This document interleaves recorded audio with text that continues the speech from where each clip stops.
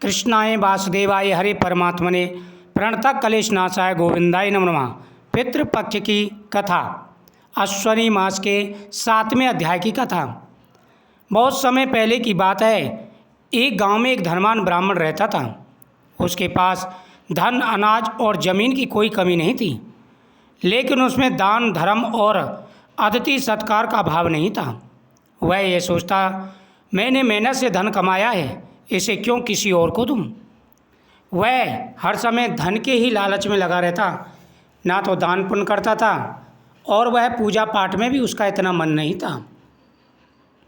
पितृपक्ष का समय आया। एक बार पितृपक्ष का समय आया, उसके घर के आंगन में एक साधु भोजन की याचना करने पहुँचे। साधु ने कहा, बेटा, यह पितृपक्ष का समय है।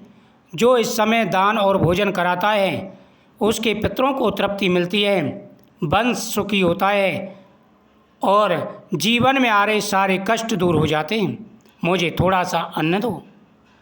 जब साधु ब्राह्मण के पास आए और ब्राह्मण से बोले, बेटा, पितृपक्ष का समय चल रहा है, पितृपक्ष में दान पुण्य अवश्य करना चाहिए। जो भी दान पुण्य करते हैं उनके ऊपर पितरों की हमेशा कृपा बनी रहती है। पितृ प्रसन्न होकर के आशीर्वाद देते हैं, धन देते हैं, सुख और समृद्धि आती है, जीवन में आ रहे सारे कष्ट और परेशानियां दूर हो जाते हैं। आपको पितरों का पूजन करते हुए दान पुण्य अवश्य करना चाहिए। बेटा, दान देने से कभी धन नहीं घटता, इसलिए हमेशा दान पुण्य अवश्य करना चाहिए।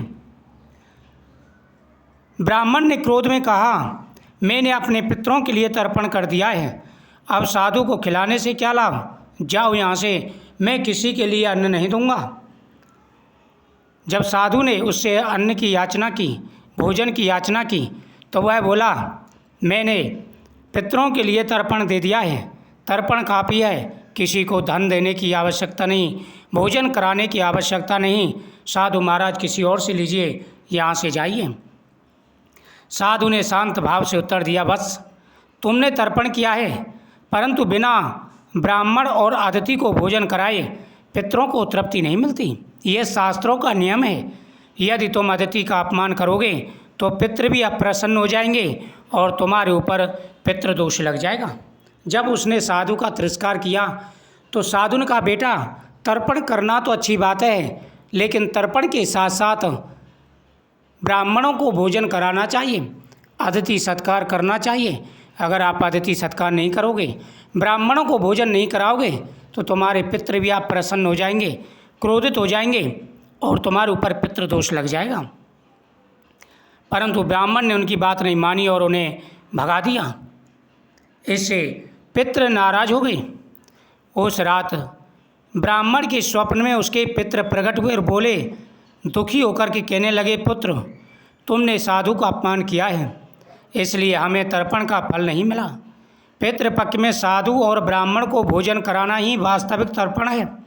यदि आगे से तुम ऐसा करोगे तो हमारा आशीर्वाद तुम्हें नहीं मिलेगा, अन्यथा हमारे श्राप से तुम्हारा धन भी नष्ट हो जाएगा। ब्राह्मण भयभीत होकर के अगले दिन साधु के पास गया, क्षमा मांगी, उसने भोजन कराया और दान दिया। तब साधु ने आशीर्वाद दिया, अब तुम्हारे पितृ प्रसन्न होंगे, तुम्हारा वंश में वृद्धि होगी और तुम्हारे ऊपर कभी कोई कष्ट नहीं आएगा। बेटा, मैंने पहले ही कहा था, पितरों को नाराज़ करना अच्छी बात नहीं है। जिसके ऊपर पितृ नाराज हो जाएं, उसके जीवन में अंधकार आ जाता है। पितृपक्ष में केवल तर्पण ही नहीं, बल्कि साधु, संत, ब्राह्मण और ज़रूरतमंदों को भोजन कराना व दान देना भी अत्यंत ही आवश्यक है। तभी पितरों की आत्मा तृप्त होती है, घर परिवार में सुख समृद्धि आती है। आपको पितरों का पूजन अवश्य करना चाहिए, ये तो अच्छी बात है, लेकिन उसके साथ साथ ब्राह्मणों को भोजन भी कराना चाहिए। जो भी सच्चे मन से ब्राह्मणों को भोजन कराते हैं उनके जीवन में आ रहे कष्ट दूर हो जाते हैं।